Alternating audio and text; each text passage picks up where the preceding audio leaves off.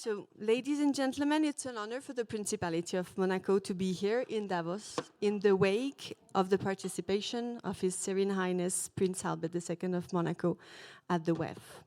His leadership encourages us to pursue innovation, sustainability, and excellence.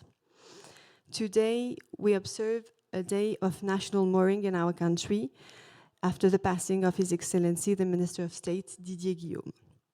Our thoughts are with his family as we recall his dedication to our principality. Last year, Monaco joined the Greek House at WEF 24. And building on this, Monaco strengthened its presence this year with a dedicated pavilion. Today, we are pleased to inaugurate the first Monaco Day at the Monaco House. Davos is known for bringing together global discussions over 4 days. Monaco shares this spirit of collaboration, uniting people from 140 nationalities. Monaco is often described as the best of both worlds, a vibrant hub of innovation combined with an exceptional quality of life. This unique balance makes it the perfect setting for the discussions and keynotes that we will host today at the Monaco House, featuring global experts, industry leaders, and policymakers. A huge thank you to Anastasios Economou for his major contribution for the day. This initiative would not have been possible without the collective efforts of Monaco Attractiveness Department, Sacha over there, and the unwavering support of our key partners, including Fondation Prince Albert II de Monaco, the Monaco Economic Board, the Monégasque Association of Financial Activities, the Société des Bains de Mer, Monte Carlo Société des Bains de Mer, represented by Mr. Albert Manzon in the room, and of course the Monaco Private Label members. A special thanks to our dedicated Elena Vlandis and Emmanuel Spanudis, and to all the leaders from Monaco that are present today. The Monaco House is more than just a venue, it's a platform for collaboration. Thank you all for being here. Let's make this a memorable and impactful day. Welcome to the Monaco House. And I have the huge pleasure to welcome as a first panel a very inspiring topic, leading with empathy in 2025 and beyond, thanks to the exceptional presence of Mr. Sandy Climan. Thank you very much for being here on this opening day, and Anastasios Economou. Thank you. Thank you, Chloe. Thank you. One of the biggest blessings in life is to have good friends, and Sandy is one of them. So my contribution is that I'm lucky to have great friends. I could introduce Sandy, who really needs no introduction. I could tell you how he's a Harvard University aficionado, apparently BA, MA, MBA, just couldn't kept... nobody could keep him from going on. I didn't want to go to work. Sandy had a great career in setting up CAA, and it's interesting, last time we met in LA, he did suggest the book Powerhouse, which I read in the summer. It's a good read. So I suggest, for those of you who are interested, it's worth reading, and it'll give you a lot of insight as to how he was the understated gentleman that he is, just getting everything done quietly with a big smile. He's also the producer of the movie Aviator, that won a BAFTA award, Golden Globe, U2 3D movie. He's an advisor on entertainment and media to the WEF. And of course, for those that are not old, but a little bit more mature, he has the biggest Rolodex that I know in the world, and for the younger people in the audience, the biggest network that I know. But for me, what is interesting about Sandy is not all of that, is what exemplifies his character. And I want to share, when we last met in LA, Sandy's obviously super busy, but said, great, great, great, let's have dinner. Instead of doing what most people do, which is like, you know, I'm great and this is happening in business, he sat down, looks me in the eye and says, Tasso, what can I do for you? And that is the true Sandy, his empathy, and how as a leader, he is not focused on the surface, but dives deep straight away. So Sandy, thank you. It's such a pleasure to have you with us today. Before you start, I just want to thank Tassos because I am blessed with great friends, and Tassos is a truly unique and great friend. And he, through YPO, actually brings together a community. And I think we're going to talk a lot about community today. And that community has the ability to actually impact the world in a positive way. As we are here, I think there's every column I've read talks about economics, what is happening in America, the sense of the strength of the American economy, the sense that it is a renaissance, it's going to be a golden age for business and prosperity. And I think the tone also needs to be balanced in that there has to be a sense of how people deal with each other and their human qualities, and how we build prosperity is not solely about economics. How we build prosperity is how we build it emotionally, as a community, interculturally. And to me, I think the message that, this is going to be interactive. You guys are not an audience. You guys are like a round table here, and we are sitting as a family to exchange ideas. But most importantly, I think we all need to support each other in making the world the place we want our children, our grandchildren to live in. So before I dived in, the beauty of this session is indeed it is a dialogue. And that is one thing that Sandy exemplifies. So we're open. If there's, as we move, if there's something that comes up, please participate. Feel free to heckle. It's good. So Sandy, listen, we've been around this conference here this year in Davos 2025, and what we're seeing is a lot on crypto, a lot on AI, a lot on AI assistance, how this is the future.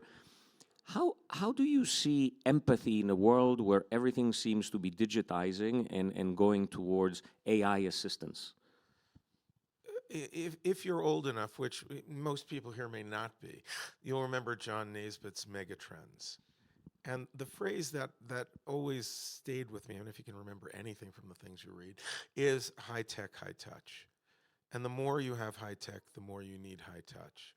And I think what we're losing sight of as we go down the sort of rabbit hole of sort of linear life in a digital world, and we talk about it as unifying, and maybe it will be, and we talk about the metaverse, and even though that term was overused, people will be headed there because they are all living a life digitally right now. And they go home and they turn on their phone, and whether it's fantasy sports or gambling or whatever it is, TikTok.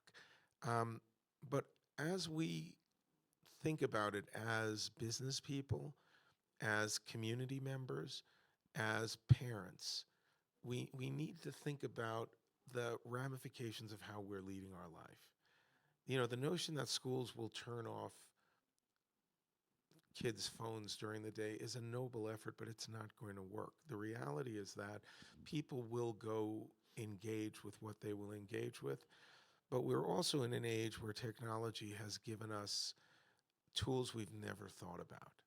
When I was growing up, I used to say, when I was growing up, if you had my parents didn't go to college, and you know, the first time I got on a plane was when I won a science competition at 16, and somebody paid for the trip. I'd never seen an airport, and that's in New York.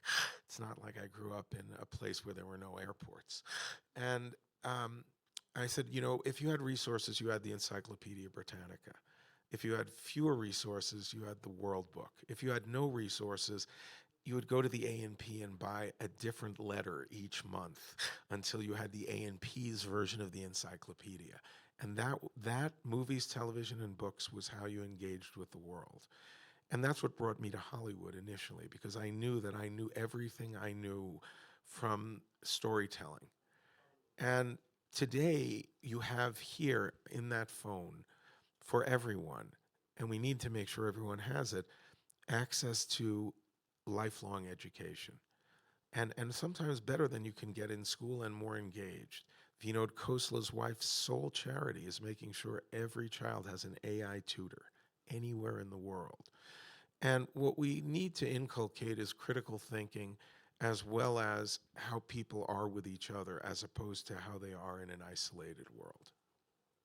And Sandy, how do you start building empathy from a young age? I remember when I grew up in Greece, which was very family-oriented, smaller. family was important, spend time with the parents. We didn't have iPads back in the day. Computers were just coming in, so you actually had to talk to another human being. So we started developing empathy by interaction. How does one go about doing that, especially at a young age? Because what I don't want to see is, people grow up, and then it's a lot harder to build empathy when you're in your late 20s if you haven't started early. Well, I don't know that there's any one way to do it. And I think that's a dialogue we could all have. And I think it's not that it's different culture to culture. I think just the opportunities are different in a small town, in a large city. It depends. I mean, what I've done with my children, firstly, my friend Linda Stone, who had worked for Apple and Microsoft, coined a phrase 25 years ago called continuous partial attention. And that was where you thought you were paying attention to your children, but you were largely on your phone or doing something else. And you thought because you were physically present, you actually were somehow engaging with them. But children, sometimes they will go in whatever direction they go into, and that's sometimes the luck of the draw. But in general, they will pattern what they see other people who they role model do. And that can be family, it can be community, it can be church, synagogue, mosque, it can be any part of the community. And what you want them to do, you need to just look at them, and firstly, they need to feel the presence. They need to model, it's not so much empathy, but the human quality of how to interact. And my sons, although they struggled when they were young, my older son would say, I'm much better at texting and emailing. And today he can walk up to anyone and make a friend out of them. I would take them, and again, this is a luxury I've had, to anywhere I went that I could.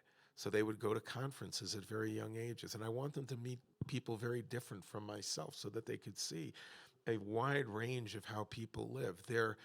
I shouldn't say this, their marksmanship instructor, he was an LA police officer, and I wanted them to spend time with an LA police officer, and they learned a lot about empathy from an LA police officer as a senior instructor at the LAPD SWAT. That's a Hollywood thing when you finish robbery homicide division and you actually need someone to help. They're also two of the most gun-safe young people in the world, and very thoughtful about it. And I think that it is about engagement, it is about human qualities, and I think the mistake is to think that there is a guidebook. I think there are coaching and tips, but it is the art form of how people are with each other, and just the sense of how they see the world and how they react. You don't. I shouldn't tell this story, but I remember it was 1968, and I was very young, and my father was with a group of men at a gathering that was at a hotel where, it was a resort and it was a conference. And they didn't like Robert Kennedy. And they said, we hope someone should do to him what happened to his brother. And I remember my father saying, you should never wish that on anyone, no matter how you feel about them. I've taken that with me. What if he had said something else? Maybe I would have disagreed with him over time. Maybe it would have colored my view of his ethics.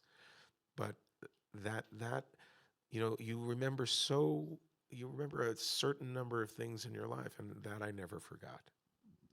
And Sandy, I just can't help myself. I want to go back. You have dealt with some incredible people, from Robert Redford, Sean Connery. You actually have to have an enormous amount of patience and love for craziness. Which is what I'm getting to. I would like you to share at least the story that you went through, whether it's CAA or later, where empathy really helped you resolve a situation or help somebody. I don't know that I can give an example. Firstly, every human interaction it can go in any direction. It can be very negative, it can be very positive, and you always have to meter what you say, particularly in the creative community. And you want to be, I will tell a story I rarely tell. So, and I don't know that this is particularly empathy, it's more about values.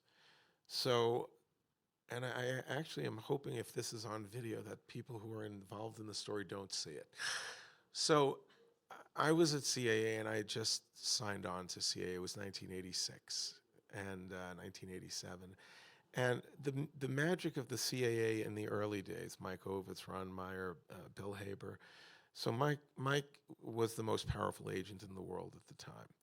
And really, you know, I said in Powerhouse, there are things you model on the people you work for, the things you don't do. The thing that I inculcate in my kids and anyone I work with is be critical in your thinking about what to follow and what not to follow, because no one is perfect. So Robert Redford wanted to do a low-budget film company. And I think, you know, Mike really did not think that this economically was going to be good for the agency, and nor did he think it should happen. And he was going to France with Ron, his partner, and he said, "You're going to Sundance." Now, the magic of CAA is that this is the most important talent in the world at that time. He had just come off Ordinary People, where he had won an Academy Award for directing. Literally, when he walked down the street, you could see him from space. Buses stopped, cars pulled over. And so Mike said, "You're going to walk in my office. Robert Redford's going to be there. You're going to give me a piece of paper. It's going to be a pretext. You don't have to have anything on the paper.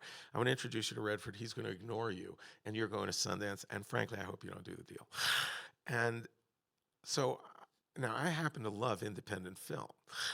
And so I go to Sundance, and, you know, his lead advisor at the time, Gary Hendler, looks at me and he says, "You know, Redford's angry that you're here." Fortunately, I knew who we were doing the deal with, which was Cineplex Odeon. I knew the head of production. And he says, "Redford's angry because he, you know, while he had a love-hate relationship with Mike, Mike was the most powerful agent in the world." And I'm there, and it's like, who the hell is this kid? The magic of CAA is they'd send someone to do this who had been there for 6 months. And he says, "Redford's going to call you down to his office. And good luck." So it's now Saturday afternoon. We're somewhere in the middle of meetings. I don't know what I'm doing. And I get called down to Redford's office, and he sort of looks at me, and it's not a happy moment. And he then says, "Legal Eagles." So now you have to understand, CAA had thrown agents to work with him for 10 years, and he had killed them all. They had just sent them all back. And he said, "Legal Eagles." Now, Legal Eagles, for those that haven't seen it, is an Ivan Reitman-directed film, not Sidney Pollack. And Ivan's very good, but Ivan's better with, like, Bill Murray, in Bob Redford's opinion, doing Stripes or, you know, whatever. And he's, you know, it's this light, fluffy comedy where he's in a legal match with Deborah Winger, who's one love interest. Then there's Daryl Hannah, who looks like his daughter, who he's dating. And you know, Arnie Glimsher, who is a great art dealer, is like the art advisor. And it's a complete creative artist agency, CAA package. And he did not like being packaged. And this is a man who, the films he's done, if you have not seen them, they are all films of substance. And they say something about the human condition, which is what we're here to talk about. And this film is fun.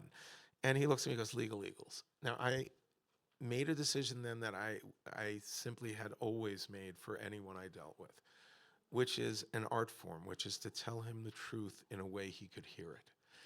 And what I said was, there's a wonderful scene when you're in the where you're waking up with Daryl Hannah, you're in the kitchen, and you're cooking, and you're doing comedy, and people rarely get to see you do comedy. And I said, it's wonderful that they got to see that. On balance, I wouldn't do it again. At which point I knew if he had told that to my boss, I would have walked home with no job. And we had a 12-year relationship while I was at the agency. And we packaged many films. That company went on to make Quiz Show, A River Runs Through It, films about history, the human condition, values, important, what I would consider really important cinema.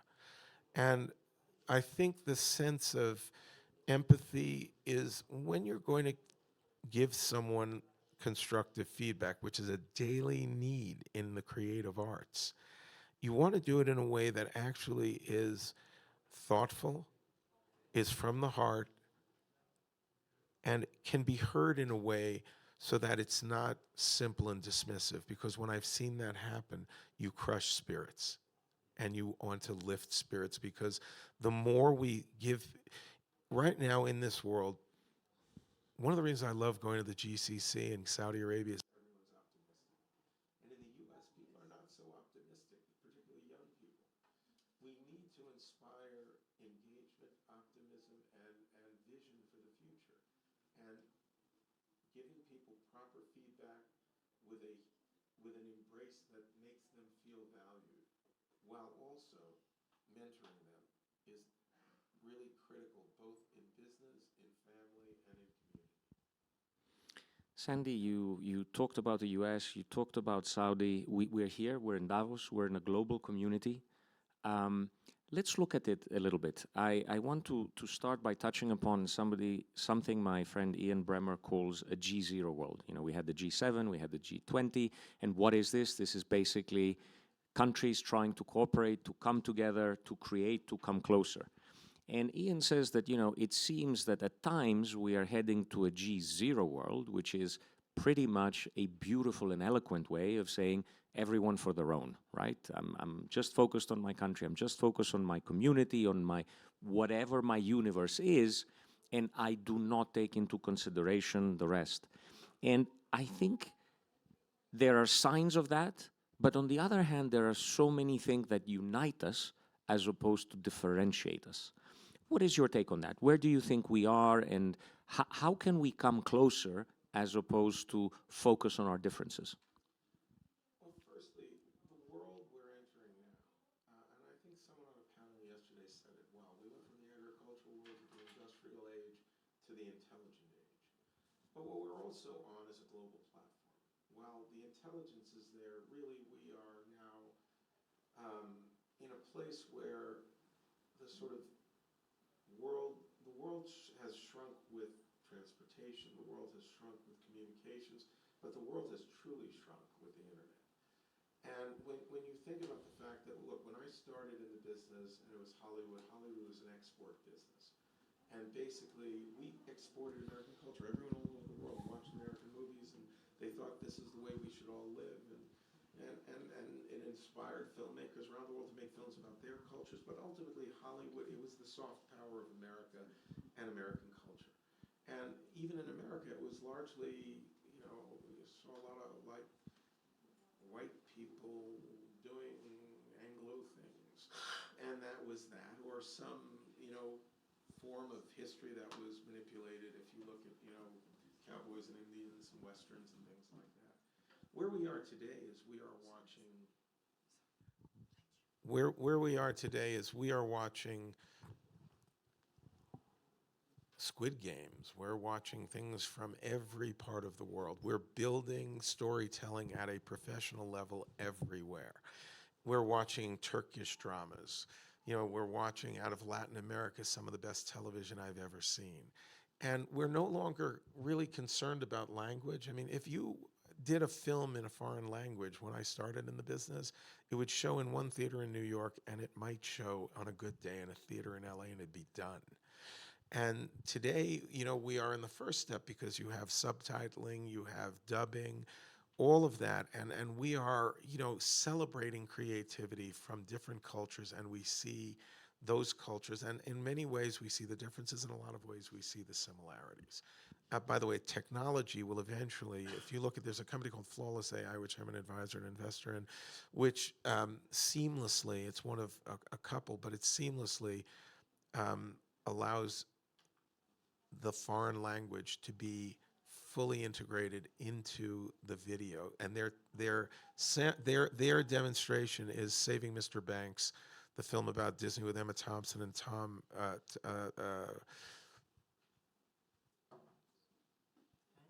Hanks. Yes, thank you. Ooh, it's too early here in Davos.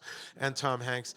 And at the end of the day, they're speaking Japanese flawlessly. They're speaking Chinese. They're speaking Spanish. And, you know, my friend Michael Douglas, I remember moderating him here, and he would talk about in each country there is one person, and their entire job was to be his voice in that country, in France, wherever. And he actually, at a dinner I moderated, sort of, you know, mimicked all and sort of showed how that felt. And today, eventually, it hasn't happened yet. We will see it as if Tom Hanks and Emma Thompson are speaking in whatever language that culture is. So it brings people together.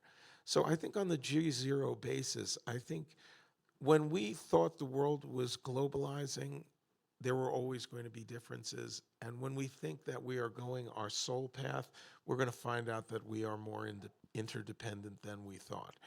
I think the biggest issue there is going to be geopolitical. It's going to be the sense of populism. It's going to be the sense of global competition, maybe China and the United States in terms of technology and AI. There's a sense that, and we focus on this, the G0 world and populism. What we're also missing as we talk about that is a global dialogue about human rights. Because ultimately, everything in technology that is good is also bad, and everything bad is also good. The same 3D printing that can print an artificial limb for a young child in a very specific way and change their life for the better can print an untraceable gun.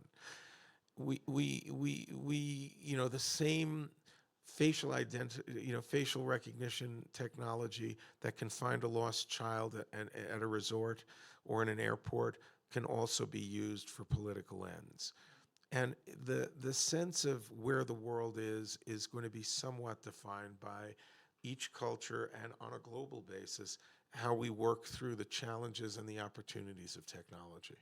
But Sandy, what I find very encouraging, and we see that, is yes, there's commonalities, there's differences, but I'm always amazed when there's a natural disaster. People come together, no matter how much the friction, and even lately between, US and Canada, when the fires were, raging in LA, Canadian planes flew down. We've seen that in Turkey. We've seen that in so many places in the world. And I think for me, that is a sign that ultimately, when it comes down to it, there's a lot more uniting us than separating us. And that comes down to leadership. And leadership will either unite us or separate us, because on a human basis, people actually, when they see each other, they understand that human condition. So we had fire. Look, LA is, there's a longer discussion that everyone here should have and take home on infrastructure and how to have safe, critical infrastructure, because that dialogue is now going to be accelerated by what happened in Los Angeles with the wildfires. But South African, Mexican, Canadian, from all over the United States, people come in to help. And that should be what is the human instinct. And yet we also have leaders who say, well, I don't like, I'm not going to give you aid unless you do this. And that has happened over the history of mankind. That has happened over the history of time. Since World War II, we have had a period, even though there have been wars, a period of really no global conflict. And we need to sort of, as a business community and as an interfaith community, make sure that we stay on the right path for that. Because, in the case of any number of cultures, when you go there, you find out that people, families, they have the same hopes and aspirations for their children. I mean, the best way to have peace is to have a strong middle class, prosperity, and optimism for a better life. We can't weaponize that. We can't.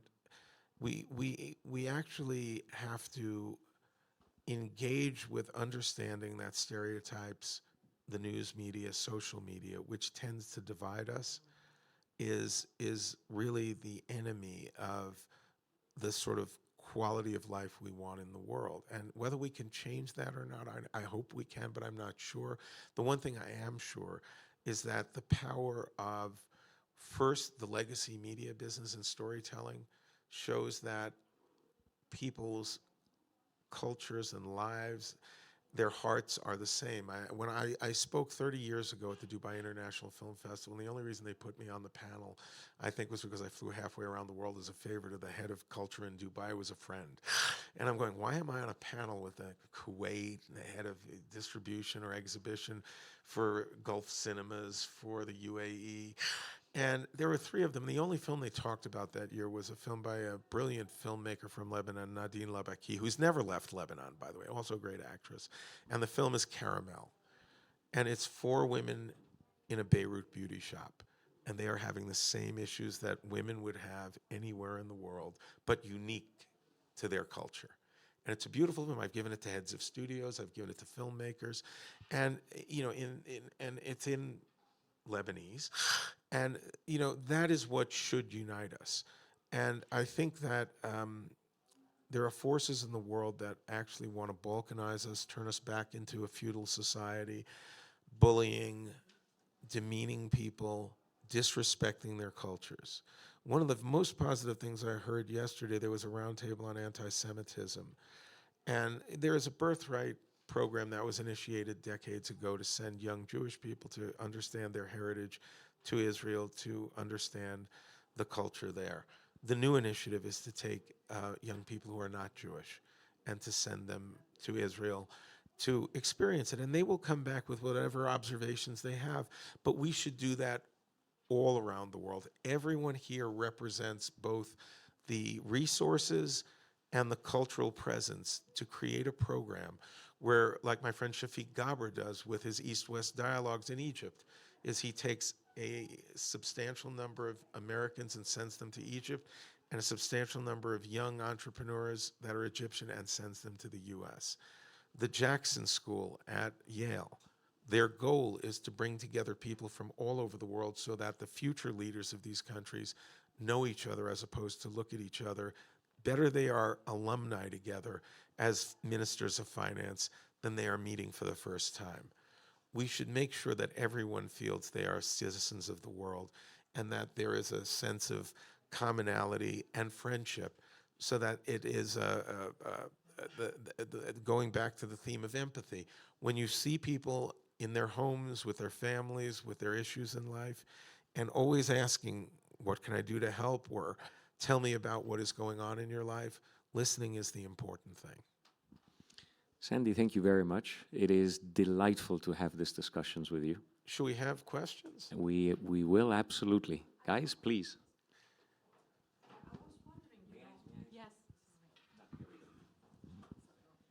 Thank you so much. Thank you for your very inspiring speech. I mean, it's not that every day we have you in front, so I'm delighted to be here and to be able to listen to you. I wanted to ask, this year in Davos, the main topic has been, of course, AI. And AI is impacting a lot the film industry, the movies industry.